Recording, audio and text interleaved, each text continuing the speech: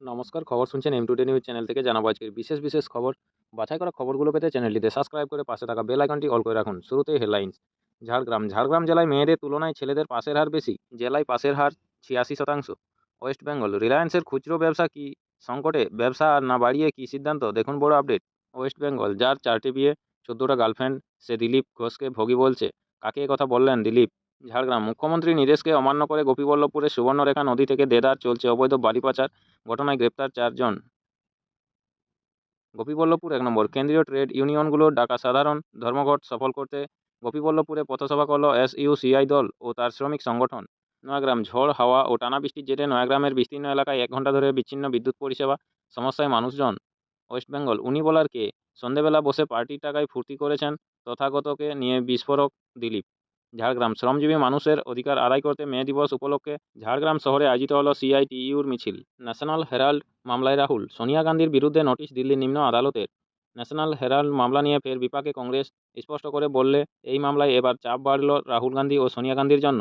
কারণ শুক্রবার national Herald মামলায় এই দুই শীর্ষ কংগ্রেস নেতৃত্বকে নোটিশ দিল দিল্লির একটি নিম্ন আদালত। মাধ্যমিকে 696 নম্বর, রাজ্যে প্রথম হয়ে কি বলছে রায়গঞ্জের আদিত? মাধ্যমিক 2025-এর পরীক্ষায় রাজ্যের মধ্যে প্রথম স্থান অধিকার করল রায়গঞ্জ করোনেশন স্কুলের ছাত্র আদিত সরকার। তার প্রাপ্ত নম্বর 696। মাধ্যমিকের ফল ঘোষণা হতেই খুশির জোয়ার আদিতের বাড়িতে। মাধ্যমিকে 694 পেয়ে দ্বিতীয় স্থানে অনুভব ও সৌম্য। নিজেদের ভবিষ্যৎ নিয়ে যা জানালো তারা। চলতি বছরের মাধ্যমিক পরীক্ষার ফল প্রকাশের পর দেখা গিয়েছে পাসের হারের নিরিখে এগিয়ে রয়েছে জেলা। এমনকি মেধা তালিকাতেও সবচেয়ে বেশি রয়েছে জেলার পরীক্ষার্থীরাই। চলতি বছরের মাধ্যমিক পরীক্ষার ফল প্রকাশের পর দেখা গিয়েছে পাসের হারের নিরিখে এগিয়ে রয়েছে জেলা। এমনকি মেধা তালিকাতেও সবচেয়ে বেশি রয়েছে জেলার পরীক্ষার্থীরাই। এবারের মাধ্যমিক পরীক্ষার মেধা তালিকায় প্রথম স্থানে রয়েছেন উত্তর দিনাজপুরের রায়গঞ্জের আদিত সরকার।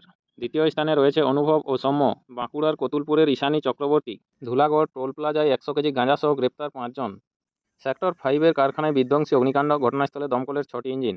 জলপাইগুড়িতে বস্তায় মিলল হরিণের শিং, তদন্ত বন দপ্তরের। 95,000 কৃষককে 200 কোটি টাকার ঋণ, রাজ্যের সেরা জলপাইগুড়ি কেন্দ্রীয় সমবায় ব্যাংক। মেঘাচ্ছন্ন আকাশ, বিকেলে ফের শহরে বজ্রপাত সহ বৃষ্টির সম্ভাবনা। বিস্তারিত জানতে আমাদের চ্যানেলটির সাথে যুক্ত হয়ে থাকুন। রান্নার গ্যাসের ভর্তুকি টাকা পাইয়ে দেওয়ার নামে রাজ্য জুড়ে সক্রিয় সাইবার দুষ্কৃতীরা। বারাসতে কালবৈশাখীর জেরে গাছ ভেঙে পড়ায় মৃত যুবক, ক্ষতিগ্রস্ত একাধিক বাড়ি। কালবৈশাখীর তাণ্ডবে গাছ চাপা পড়ে নিহত এক যুবক। পুলিশ জানিয়েছে মৃতের নাম গোবিন্দ বৈরাগী, বয়স 30। গতকাল বৃহস্পতিবার রাতে ঘটনাটি ঘটে বারাসতের ইন্দিরা কলোনিতে। আপনারা এতক্ষণ শুনলেন আজকের সংবাদ শিরোনাম। আসবো বিস্তারিত খবরে। বারাসাত, কালবৈশাখীর তাণ্ডবে গাছ চাপা পড়ে নিহত এক যুবক। পুলিশ জানিয়েছে মৃতের নাম গোবিন্দ বৈরাগী, বয়স 30। গতকাল বৃহস্পতিবার রাতে ঘটনাটি ঘটে বারাসতের ইন্দিরা কলোনিতে। স্থানীয় ও পরিবার সূত্রে জানা গিয়েছে, গতকাল বৃহস্পতিবার রাতে প্রবল ঝড় বৃষ্টির সময় ওই যুবক নিজের বাড়িতেই ঘুমাচ্ছিলেন। তখনই তার বাড়ির উপর ভেঙে পড়ে একটি গাছ।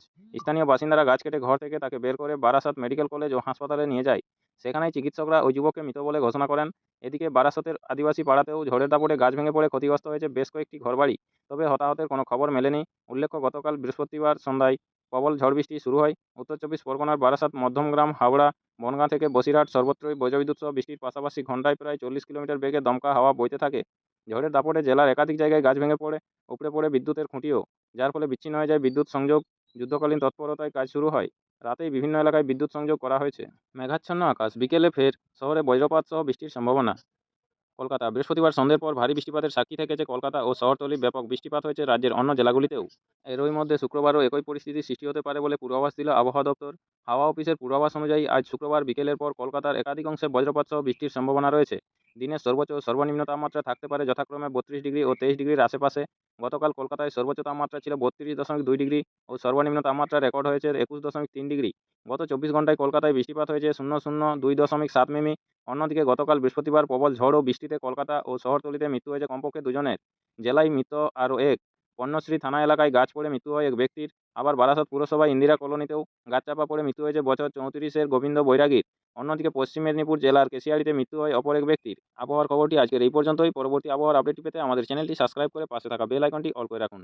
আসবো পরবর্তী খবরে। রান্নার গ্যাসের ভর্তুকির টাকা পাইয়ে দেওয়ার নামে রাজ্য জুড়ে সক্রিয় সাইবার দুষ্কৃতীরা। কলকাতা, রান্নার গ্যাসের ভর্তুকির টাকা পাইয়ে দেওয়ার নামে নতুন করে রাজ্য জুড়ে সক্রিয় সাইবার দুষ্কৃতীরা। মূলত কলকাতা, হুগলি, উত্তর ও দক্ষিণ 24 পরগনার মতো কয়েকটি জেলাতে এমন ফোন আসছে এলপিজির গ্রাহকদের মোবাইলে। তবে সিংহভাগ ফোন পেয়েছেন এইচপি গ্রাহকদের মোবাইলে। উত্তর কলকাতার বাসিন্দা সুবীর ঘোষের অভিযোগ, দিন তিনেক আগের কথা। সন্ধ্যায় হঠাৎ মোবাইলে একটা ফোন আসে। ট্রুকলারে মোবাইলের স্ক্রিনে ভেসে উঠল এলপিজির লোগো সহ গ্যাস অফিস কথাটি। ফোন ধরতেই ফোনের অপর প্রান্তে থাকা বলেন, গ্যাসের অফিস থেকে বলছি, আপনার গ্যাসের ভর্তুকির টাকা তো ব্যাঙ্ক অ্যাকাউন্টে ঢুকছে না। প্রায় 4,500 টাকার মতো আটকে আছে দেখছি। এরপর গ্রাহকের আস্থা অর্জন করতে ফোন করা ব্যক্তি এলপিজি গ্রাহকের নাম এবং তার গ্যাসের ডিস্ট্রিবিউটরের নামও বলছেন। তারপর আটকে থাকা টাকা ফেরানোর টোপ দিয়ে গ্রাহকের ফোনে লিঙ্ক পাঠাচ্ছেন সাইবার দুষ্কৃতীরা। কলকাতা পুলিশের সাইবার সেলের গোয়েন্দারা বলছেন, এই লিঙ্কে ক্লিক করলে গ্রাহকের ব্যাংক অ্যাকাউন্টে টাকা ফাঁকা হয়ে যাবে। সৌভাগ্যক্রমে এখনও টাকা খোয়া যাওয়ার অভিযোগ আসেনি।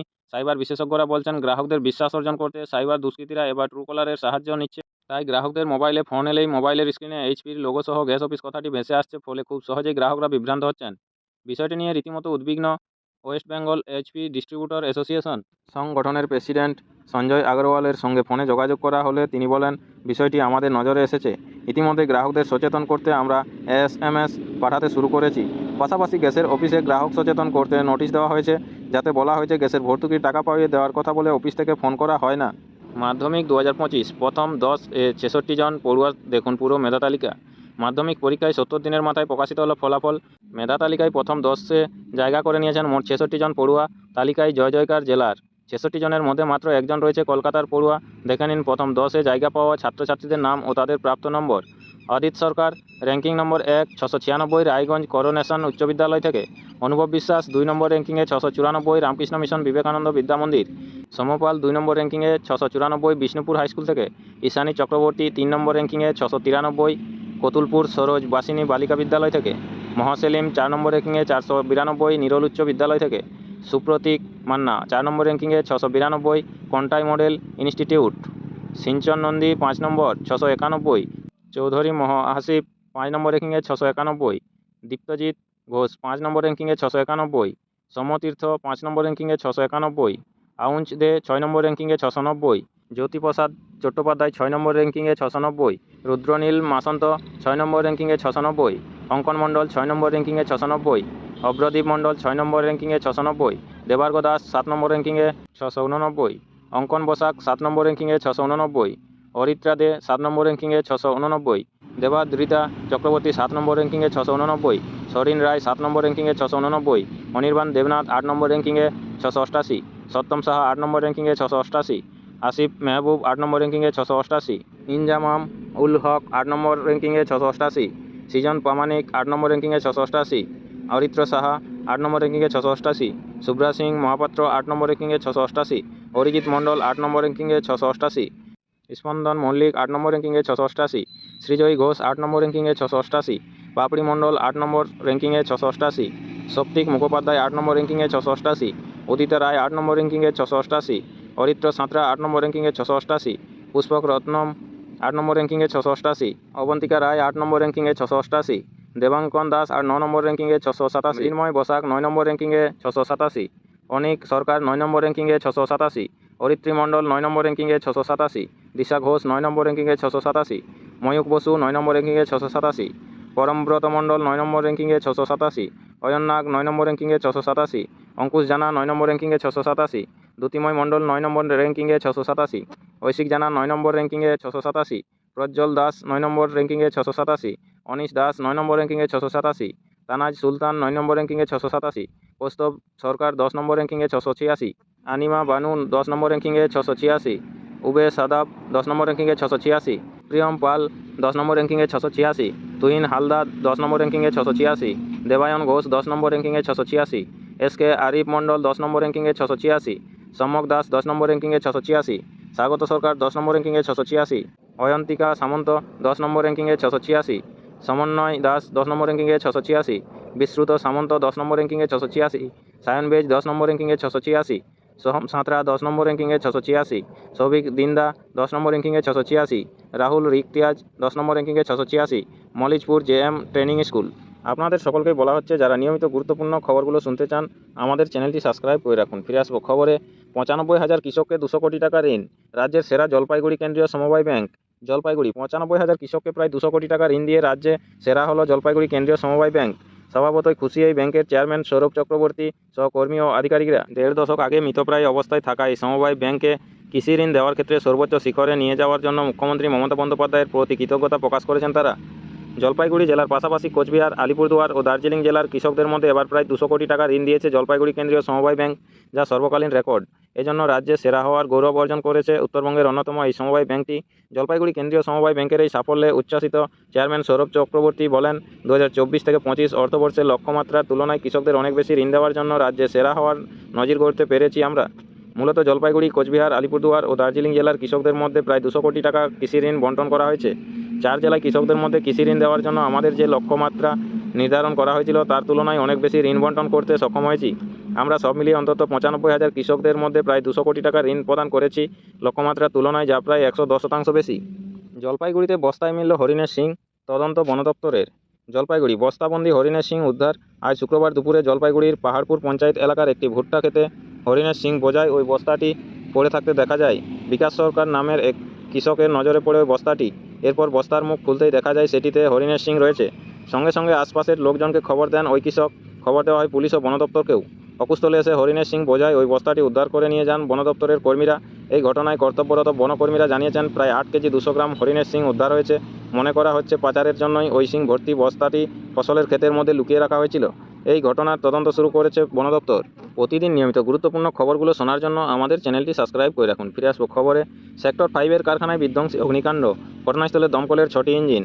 কলকাতা, ফের বিধ্বংসী আগুনের সাক্ষী শহর কলকাতা। এবার একেবারে খোদ অফিস পাড়ায় অগ্নিকাণ্ডের ঘটনায় চাঞ্চল্য ছড়ালো শহরে। আজ শুক্রবার দুপুরে হঠাৎ করেই আগুন লাগে সল্টলেক সেক্টর 5-এর ফিলিপস মোড়ের একটি রাসায়নিক কারখানায়। আগুন লাগার পরেই পরপর বিস্ফোরণের শব্দে এলাকা কেঁপে ওঠে, সচকিত হয়ে ওঠেন কর্মীরা। স্থানীয় সূত্রে খবর, অগ্নিকাণ্ডের সময় ওই কারখানায় প্রায় 200 থেকে 250 জন কর্মী ছিলেন। আগুনের তীব্রতা বাড়তেই তারা দমকলে খবর দেন। দমকল সূত্রে জানানো হয়েছে, সব কর্মীকেই বাইরে বের করে আনা সম্ভব হয়েছে। আপাতত 6টি ইঞ্জিন আগুন নেভানোর কাজ করছে। সূত্রের খবর, ওই কারখানাটিতে প্রচুর পরিমাণ দাহ পদার্থ মজুদ ছিল, যার ফলে আগুনের ব্যাপকতা আরও বৃদ্ধি পায়। ঘটনাস্থলে গিয়ে দমকল মন্ত্রী সুজিত বসু জানান, আগুন নিয়ন্ত্রণে আসতে একটু সময় লাগবে। ভেতরে দাহ পদার্থ থাকার ফলেই সমস্যার সৃষ্টি হয়েছে। জানা গেছে ভেতরে কোনো ব্যক্তি আটকে নেই। প্রসঙ্গত, দিন কয়েক আগেই কলকাতার মেছুয়া বাজারে ভয়াবহ অগ্নিকাণ্ডের ঘটনা ঘটেছিল। হোটেলে আগুন লাগার ঘটনায় দমবন্ধ হয়ে মৃত্যু হয়েছিল 14 জনের। সেই ঘটনার রেশ কাটতে না কাটতেই আবারও অগ্নিকাণ্ডের ঘটনায় শহরে চাঞ্চল্য ছড়িয়েছে। প্রতিদিন নিয়মিত গুরুত্বপূর্ণ খবরগুলো শোনার জন্য আমাদের চ্যানেলটি সাবস্ক্রাইব করে রাখুন। ফিরে আসবো খবরে। ন্যাশনাল হেরাল্ড মামলা নিয়ে ফের বিপাকে কংগ্রেস। স্পষ্ট করে বললে এই মামলায় এবার চাপ বাড়ল রাহুল গান্ধী ও সোনিয়া গান্ধীর জন্য। কারণ শুক্রবার ন্যাশনাল হেরাল্ড মামলায় এই দুই শীর্ষ কংগ্রেস নেতৃত্বকে নোটিশ দিল দিল্লির একটি নিম্ন আদালত। মামলার পরবর্তী শুনানি তারিখ রয়েছে 8ই মে। উল্লেখ্য, এর আগে ন্যাশনাল হেরাল্ড আর্থিক তছরূপ মামলায় সোনিয়া গান্ধী এবং রাহুল গান্ধীর বিরুদ্ধে চার্জশিট জমা দিয়েছিল এনফোর্সমেন্ট ডিরেক্টরেট ইডি। দিল্লির রাউস এভিনিউ আদালতে জমা দেওয়া ওই চার্জশিটের নাম ছিল কংগ্রেসের ওভারসিজ নেতা শ্যাম পিত্রোদারও। এপ্রিলের শুরুর দিকে ন্যাশনাল হেরাল্ড মামলায় আদালতে চার্জশিট জমা করেছিল ইডি। যদিও এই মামলার সূত্রপাত বিজেপির সুব্রহ্মণ্যম স্বামীর করা মামলার থেকে, তার অভিযোগ ছিল ন্যাশনাল হেরাল্ড সংবাদপত্রের প্রকাশনা সংস্থা এজেএলের বাজারে কোটি কোটি টাকার দেনা ছিল, যার বেশিরভাগটাই কংগ্রেসের কাছ থেকে নেওয়া। 2008 সালে সংবাদপত্রটির প্রকাশনা বন্ধ হয়ে যায়। ওই অবস্থায় সংস্থাটি অধিগ্রহণ করেন সোনিয়া, রাহুল ও শীর্ষ স্থানীয় কংগ্রেস নেতাদের ইয়ং ইন্ডিয়ান প্রাইভেট লিমিটেড সংস্থা। এরপর ন্যাশনাল হেরাল্ডের কয়েক হাজার কোটি টাকার সম্পত্তি ইয়ং ইন্ডিয়ানের দখলে চলে আসে। কোটি কোটি টাকা দেনার বোঝাও চাপে তাদের ঘাড়ে। এর কিছুদিন পর দেনার টাকা উদ্ধার করা সম্ভব নয় বলে কারণ দেখিয়ে কংগ্রেসের তরফে ঋণের টাকা মুকুব করে দেওয়া হয়। স্বামীর যুক্তি ছিল, কংগ্রেস রাজনৈতিক দল, তাই তারা কোনো বাণিজ্যিক সংস্থাকে ঋণ দিতে পারে না। নমস্কার, এখনকার স্থানীয় সংবাদটি এই পর্যন্তই। পরবর্তী সংবাদটি পেতে চ্যানেলটিতে সাবস্ক্রাইব করে পাশে থাকা বেল আইকনটি অল করে রাখুন। সবাই ভালো থাকুন, সুস্থ থাকুন। দেখা হচ্ছে পরের আপডেট খবরটিতে। নমস্কার।